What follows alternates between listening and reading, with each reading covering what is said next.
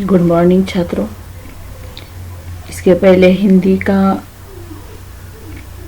अभ्यास करते हुए या पढ़ाई करते हुए उपयोजित लेखन इस घटक के अंतर्गत हमने पत्र लेखन, कहानी लेखन और साथ ही साथ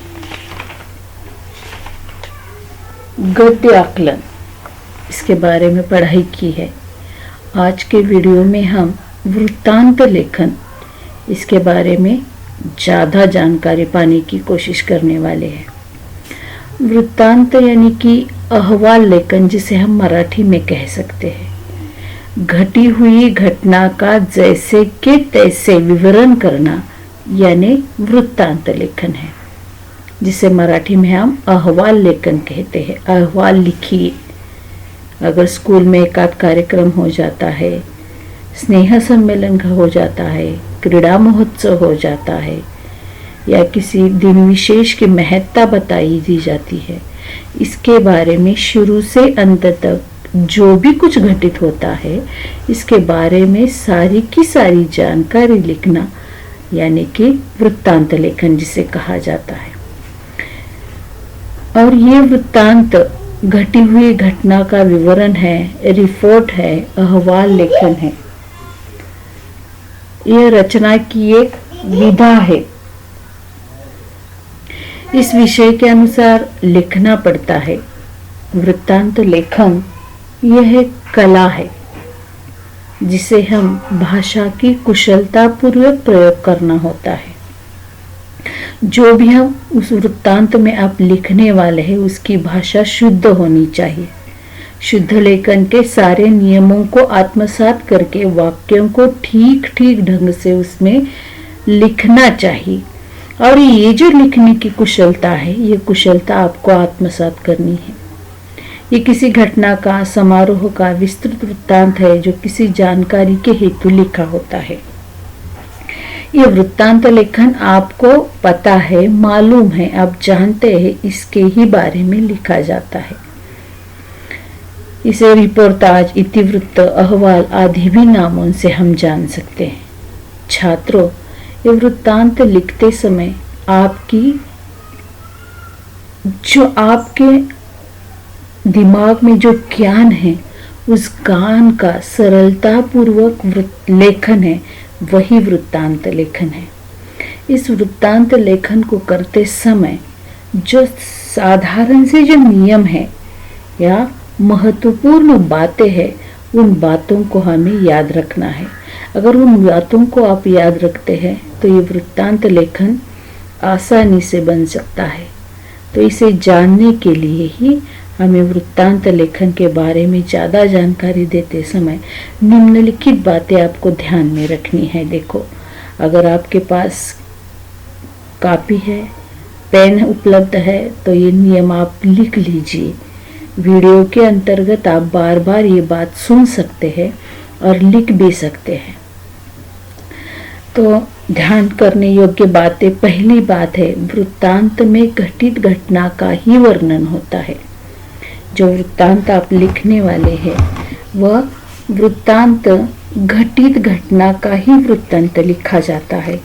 अघटित घटना का या उसके आगे घटने वाली वह घटना है उसके बारे में हमें वृत्तांत नहीं लिखना है, बल्कि जो घटना घटित हो चुकी है उसके ही बारे में या उसका ही वर्णन हमें उस वृत्तांत लेखन में करना चाहिए। दूसरी बात है, घटना, काल, स्थल का उल्लेख अपेक्षित होता है। जो आप वृत्तांत लिखने वाले हैं वो लिखते समय उसमें घटना का, काल मतलब कब हुआ था, सुबह, दोपहर, शाम, स्थल कहाँ पर हुआ था, उस स्थान का नाम इसमें उल्लेख करना बहुत आवश्यक हो जाता है। यह बहुत ज़रूरी है। तीसरी बात है, साथ ही साथ घटना जैसी घटित हो उसी क्रम से प्रभावी और प्रवाही भाषा में वर्णित हो।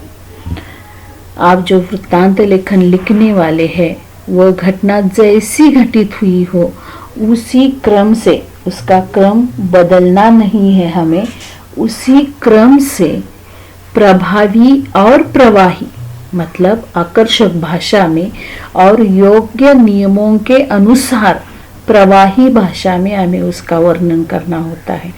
देखो ये नियम आप दोबारा बार बार रट लीजिए, तभी आपको याद आ सकते हैं।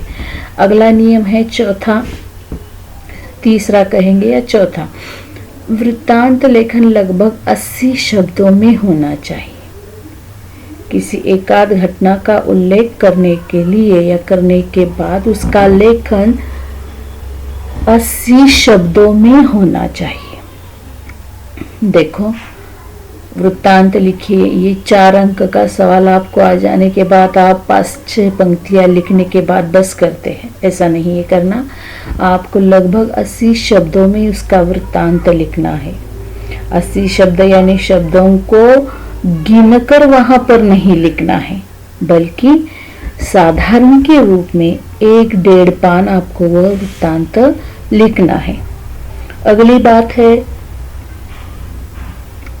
समारोह में अध्यक्ष, उद्घाटक, व्याख्याता, वक्ता आदि के जो मौलिक विचार संदेश व्यक्त हुए हैं उनका संक्षेप में उल्लेख हो।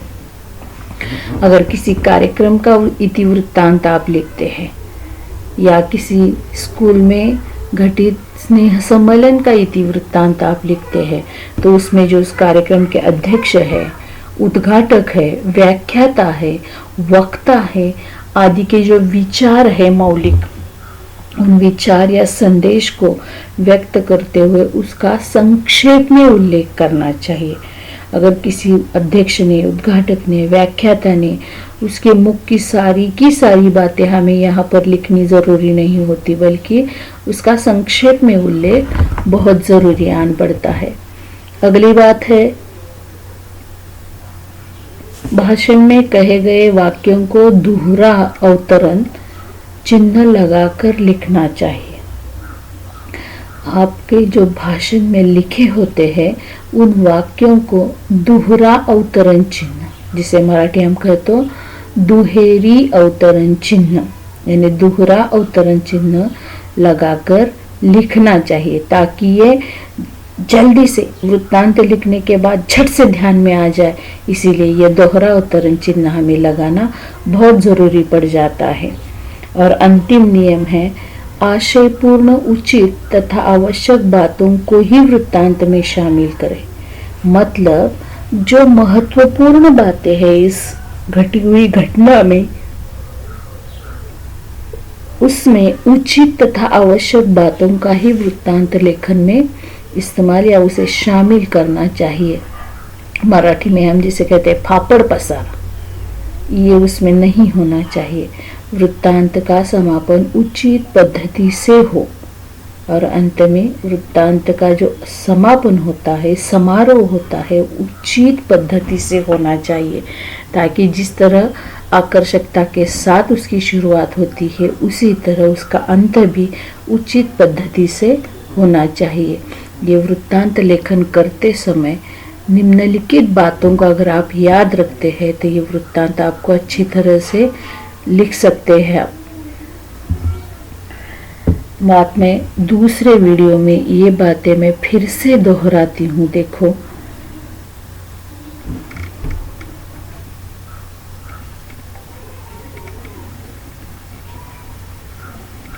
आपको ये सारी बातें याद रखनी है।